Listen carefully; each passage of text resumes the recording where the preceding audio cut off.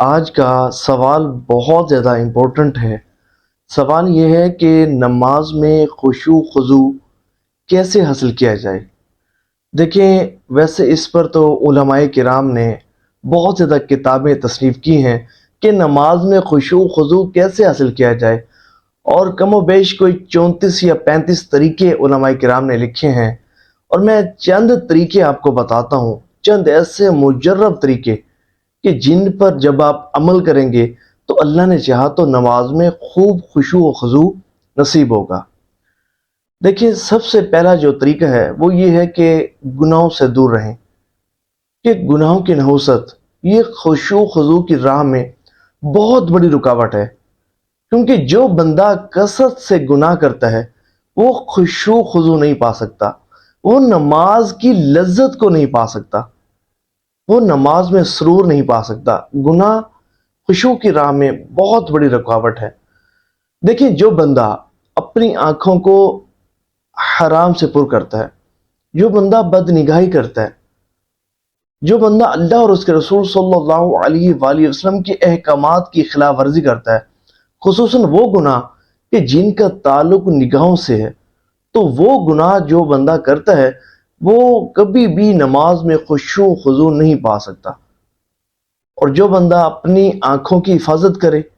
حضور نبی پاک علیہ السلام کا فرمان علی شان ہے کہ جس شخص کی نظر کسی عورت کے حسن و جمال پر پڑی اور اس نے اپنی نظر پھیر لی تو اللہ تبارک و تعالی اسے عبادت کی لذت عطا فرمائے گا۔ سبحان اللہ۔ تو پتہ چلا کہ جو بندہ اپنی آنکھوں کی حفاظت کرتا ہے تو اللہ کریم اسے نماز میں خشوع و خضوع عطا فرماتا ہے،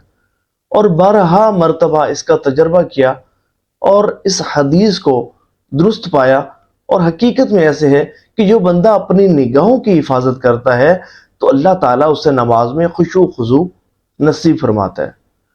دوسرا کام جو کرنا ہے، جو خشوع و خضوع کے حصول کا بہترین ذریعہ ہے، وہ یہ کہ جب بھی نماز کے لیے کھڑے ہونا، یہ تصور کریں کہ میں رب العالمین کی بارگاہ میں حاضر ہونے والا ہوں۔ جب یہ تصور کریں گے نا، جب اللہ جل شانہ کی شان و عظمت کو ذہن میں رکھیں گے کہ میں رب العالمین کی بارگاہ میں حاضر ہونے والا ہوں، رب کریم کی بارگاہ میں حاضر ہونے والا ہوں، تو خشوع و خضوع بنے گا، توجہ کے ساتھ اللہ نے چاہا تو نماز پڑھنا نصیب ہوگی۔ ایک اور طریقہ وہ یہ کہ نماز پڑھتے ہوئے جب بھی نماز میں کھڑے ہوں تو یہ تصور کریں کہ اللہ مجھے دیکھ رہا ہے۔ یہ بڑا ہی بہترین تصور ہے، بہترین تصور ہے۔ اس تصور کے ساتھ آپ نماز پڑھیں گے نا تو بہت زیادہ خشوع و خضوع نصیب ہوگا۔ وہ بخاری شریف کی حدیث ہے نا، طویل حدیث، کہ جس میں حضرت جبرائیل امین علیہ السلام حضور نبی پاک علیہ السلام کی مقدس بارگاہ میں حاضر ہوتے ہیں اور بہت سارے سوالات پوچھتے ہیں، اور ان میں سے ایک سوال یہ پوچھتے ہیں، عرض کرتے ہیں، یا رسول اللہ صلی اللہ علیہ وآلہ وسلم، مجھے یہ ارشاد فرمائیے کہ احسان کیا ہے؟ تو حضور نبی پاک علیہ السلام نے ارشاد فرمایا کہ احسان یہ ہے کہ تو اللہ کی عبادت اس طرح کرے کہ جیسے کہ تو اللہ کو دیکھ رہا ہے، کہ جیسا کہ تو اللہ کو دیکھ رہا ہے، یا اس طرح تو اللہ کی عبادت کر کہ اللہ تجھے دیکھ رہا ہے۔ تو دیکھیں، اس طرح عبادت کرنا کہ جیسا کہ ہم اللہ کو دیکھ رہے ہیں، یہ تو خاص لوگوں کی عبادت ہے۔ ٹھیک ہے، ہم اس طرح تصور نہیں قائم کر سکتے، کم از کم نماز میں یہ تو تصور قائم کر سکتے ہیں کہ اللہ مجھے دیکھ رہا ہے۔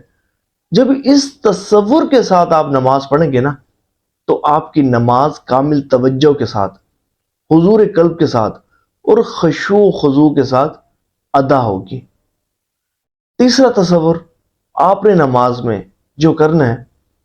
وہ یہ کرنا ہے کہ آپ نے یہ تصور لانا ہے کہ ہو سکتا ہے کہ شاید یہ میری زندگی کی آخری نماز ہو۔ جب بھی نماز کے لیے کھڑے ہوں تو ذہن میں یہ بات لائیں،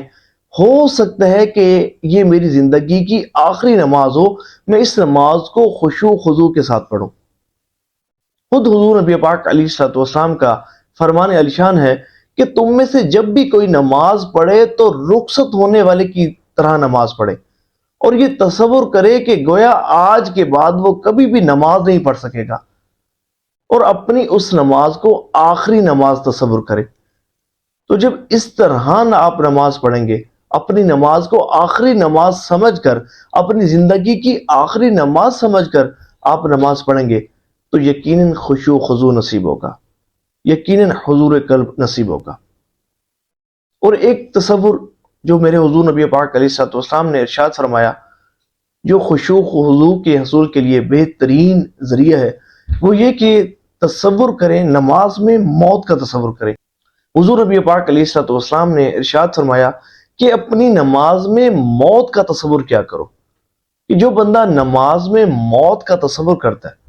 تو اسے بھی خشوع و خضوع نصیب ہوتا ہے۔ خشوع و خضوع کے حصول کا ایک بہترین ذریعہ وہ یہ ہے کہ آپ کو نماز میں جو کچھ بھی پڑھنا ہے اس کا ترجمہ آنا چاہیے، یعنی کہ جو نماز میں صورتیں پڑھی جاتی ہیں، الحمد شریف ہو گئی، دوسری مختلف صورتیں جو ملائی جاتی ہیں ان کا ترجمہ آنا چاہیے، تسبیحات کا ترجمہ آنا چاہیے، درود شریف کا ترجمہ آنا چاہیے۔ آپ کو پتہ تو ہو کہ آپ اپنے رب کی بارگاہ میں کیا عرض کر رہے ہیں۔ تو دیکھیں، جب آپ کو نماز کا مکمل ترجمہ آئے گا، جب آپ نماز پڑھ رہے ہوں گے اور اس کا ترجمہ آپ کو آئے گا، تو یقیناً آپ کی توجہ جو ہے وہ نماز کے ترجمے کی طرف رہے گی، اور آپ کو معلوم ہوگا کہ میں اپنے رب کریم کی بارگاہ میں کیا عرض کر رہا ہوں۔ تو اس طرح بھی نماز میں خشوع و خضوع قائم رہے گا، نماز میں خشوع و خضوع قائم رہے گا۔ اور نماز میں خشوع و خضوع حاصل کرنے کا ایک اور بہترین ذریعہ وہ یہ کہ نماز کے اراکین میں جن جن مقامات پر نگاہ ہونی چاہیے، اگر ان مقامات پر نگاہ رکھی جائے تو نماز میں خشوع و خضوع نصیب ہوتا ہے۔ مثلا قیام کی حالت میں سجدہ گاہ کی طرف جب آپ نظر رکھیں گے تو نماز میں خشوع و خضوع نصیب ہوگا۔ رکوع میں اپنی پاؤں کی انگلیوں پر نظر رکھیں گے تو نماز میں خشوع و خضوع نصیب ہوگا۔ اتحیات میں اگر آپ اپنی گود میں نظر رکھیں گے تو خشوع و خضوع نصیب ہوگا۔ اسی طرح جب اتحیات میں حضور نبی پاک علیہ الصلوۃ والسلام کی بارگاہ میں سلام عرض کریں تو امام غزالی رحمۃ اللہ تعالی علیہ آپ فرماتے ہیں کہ جب اتحیات میں حضور نبی پاک علیہ الصلوۃ والسلام کی بارگاہ میں سلام عرض کرو تو اس طرح تصور کرو کہ گویا کہ حضور نبی پاک علیہ الصلوۃ والسلام تمہارے سامنے جلوہ افروز ہے، تمہارے سامنے جلوہ افروز ہے۔ جب اس طرح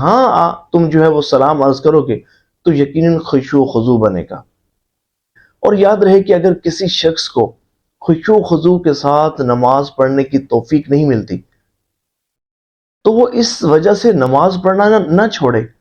نماز پڑھنا ترک نہ کرے۔ دیکھیں، ایک شخص محدث کچوچوی رحمۃ اللہ تعالی علیہ آپ کی خدمت میں حاضر ہوا اور عرض کی، حضور مجھے نماز میں خشوع و خضوع نصیب نہیں ہوتا، حضور قلب نصیب نہیں ہوتا، حضور ساری نماز جو ہے وہ وسوسوں میں گزر جاتی ہے، خیالات میں گزر جاتی ہے، میں نماز کی لذت سے محروم رہتا ہوں، میں نماز کے لطف و سرور سے محروم رہتا ہوں۔ تو حضرت کچوچوی رحمۃ اللہ تعالی علیہ جب آپ نے اس کی یہ بات سنی تو حیرت سے کہا، اچھا پھر بھی نماز پڑھتے ہو؟ تو اس نے کہا، جی ہاں حضور، اللہ کا حکم ہے، نماز پڑھتا ہوں، اس لیے نماز پڑھتا ہوں۔ تو آپ رحمۃ اللہ تعالی علیہ نے جوم کر کہا، اچھا اس کا مطلب یہ ہے کہ تم لذت کے بندے نہیں بلکہ اللہ کے بندے ہو۔ کہ دیکھو، تمہیں نماز میں وسوسے بہت آتے ہیں، خیالات بہت آتے ہیں، تمہاری نماز خیالات میں گزر جاتی ہے، لیکن اس کے باوجود بھی تم نماز پڑھتے ہو، تم رب کی بارگاہ میں حاضر ہوتے ہو، تمہیں اللہ نے یہ توفیق تو عطا فرمائی ہے کہ تم اس کی بارگاہ میں حاضر ہوتے ہو۔ تو اس لیے اگر کسی شخص کو وسوسے آتے ہوں تو وہ کوشش کرے کہ اپنے ایک خشوع خضوع کے ساتھ نماز پڑھے، اور جو یہ میں نے آپ کو طریقے بتائے ان طریقے پر عمل کریں گے تو نماز میں خشوع خضوع نصیب ہوگا۔ اور اگر کسی کو یہ خشوع خضوع نصیب نہیں ہوتا تو وہ نماز پڑھنا ترک نہ کرے، بس ان طریقوں پر عمل کرے، اللہ نے چاہا تو خوب نماز میں خشوع خضوع نصیب ہوگا۔ دعا ہے کہ اللہ کریم جو سنا اس پر عمل کرنے کی توفیق عطا فرمائے، ہمیں خشوع خضوع کے ساتھ، کامل توجہ کے ساتھ، حضور قلب کے ساتھ نماز پڑھنے کی توفیق عطا فرمائے۔ اللہ کریم کی شان و عظمت کو ذہن میں رکھتے ہوئے